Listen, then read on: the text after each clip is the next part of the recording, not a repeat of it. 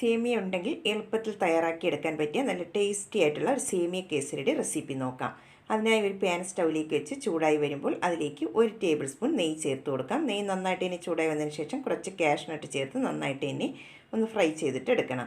Cashew nut fry ആയി വന്നതിന് ശേഷം ഉണക്കമുന്തിരിയും കൂടെ ചേർത്ത് അതും കൂടെ ഒന്ന് ഫ്രൈ ചെയ്തിട്ട് എടുക്കാം.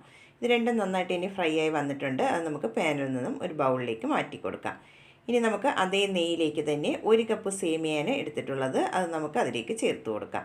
എന്നിട്ട് സേമിയയുടെ നന്നായിട്ട് തന്നെ ഒന്ന് റോസ്റ്റ് ചെയ്തിട്ട് എടുക്കണം. അതിൻ്റെ കളറെല്ലാം ഒന്ന് ചേഞ്ചായി വരുന്നത് വരെ ഒന്ന് റോസ്റ്റ് ചെയ്തിട്ട് എടുക്കാം.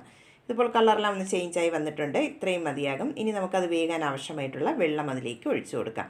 1 കപ്പ് സേമിയ എടുക്കുമ്പോൾ 2 കപ്പ് വെള്ളമാണ് ഒഴിച്ചു കൊടുക്കേണ്ടത്. എന്നിട്ട് നമുക്ക് നന്നായിട്ട് ഇനി കൈയെടുക്കാതെ ഒന്ന് മിക്സ് ചെയ്ത് സേമിയ ഒന്ന് വേവിച്ചിട്ട് എടുക്കണം.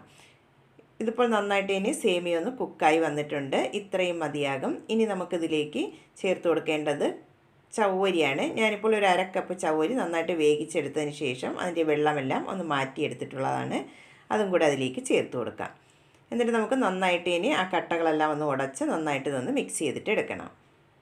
ചവ്വരിയും കൂടി നന്നായിട്ട് ഇനി ഒന്ന് മിക്സ് ചെയ്തെടുത്തതിന് ശേഷം നമുക്കിതിലേക്ക് മധുരത്തിന് ആവശ്യമായിട്ടുള്ള ശർക്കരയാണ് ഞാനിവിടെ ചേർത്ത് കൊടുക്കുന്നത്. 3/4 കപ്പ് പൊടിച്ച ശർക്കരയാണ് ചേർത്ത് കൊടുക്കുന്നത്. കല്ലില്ലാത്ത ശർക്കര ആയതുകൊണ്ടാണ് ഡയറക്റ്റായിട്ട് ചേർത്ത് കൊടുക്കുന്നത്. കല്ലിൽ ഉള്ളതാണെങ്കിൽ ഒന്ന് മെൽറ്റ് ചെയ്തതിന് ശേഷം അരിച്ചിട്ട് വേണം ചേർത്ത് കൊടുക്കാനായിട്ട്. ശർക്കരയും കൂടെ ചേർത്തതിന് ശേഷം നന്നായിട്ട് ഇനി ഒന്ന് മിക്സ് ചെയ്തിട്ട് എടുക്കണം. ആ സേമിയയിലും ചവ്വരിയിലെല്ലാം നന്നായിട്ട് ഇനി ശർക്കര ഒന്ന് പിടിച്ച് വരണം. അതുവരെ നന്നായിട്ട് ഇതൊന്ന് മിക്സ് ചെയ്തിട്ട് എടുക്കാം.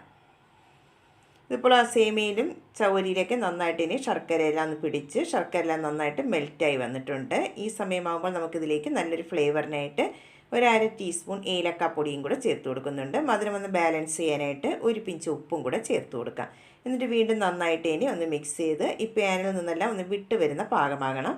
അതുവരെ നന്നായിട്ട് ഇനി നമുക്ക് കൈയെടുക്കാതെ മിക്സ് ചെയ്ത് കൊടുക്കാം. ലാസ്റ്റ് അതിലേക്ക് നമ്മൾ വറുത്ത് വെച്ചിട്ടുള്ള കാഷ്യൂം കിസ്മിസും കൂടെ ചേർത്ത് നന്നായിട്ട് ഇനി മിക്സ് ചെയ്തിട്ട് എടുക്കാം.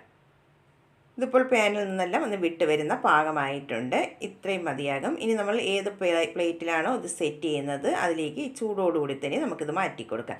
ഞാനിവിടെ ഒരു ചെറിയൊരു കേക്ക് ടിന്നാണ് എടുത്തിട്ടുള്ളത്. നിങ്ങളുടെ കയ്യിലുള്ള ഏത് പ്ലേറ്റ് വേണമെങ്കിലും എടുക്കാവുന്നതാണ്. അതിലേക്ക് കുറച്ച് നെയ്യൊന്ന് ബ്രഷ് ചെയ്തതിന് ശേഷം കാഷ്യൂം കിസ്മിസും വെച്ച് ഒന്ന് ഗാർണിഷ് ചെയ്തെടുത്തിട്ടുണ്ട്. അതിലേക്ക് നമുക്ക് ഈ മിക്സ് ഇട്ട് കൊടുക്കാം.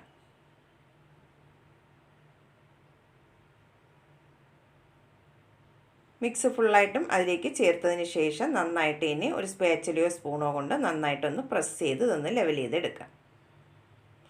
ഇപ്പോൾ നന്നായിട്ട് ഇനി ഇതിവിടെ ഒന്ന് ഷേപ്പ് ചെയ്തെടുത്തിട്ടുണ്ട്. ഇനി നമുക്ക് റൂം ടെമ്പറേച്ചറിൽ വെച്ച് നന്നായിട്ട് ഇതൊന്ന് തണുപ്പിച്ചിട്ട് എടുക്കണം. ഇപ്പോൾ നന്നായിട്ട് തണുത്ത് വന്നിട്ടുണ്ട്. ഇനി നമുക്ക് പ്ലേറ്റിലേക്ക്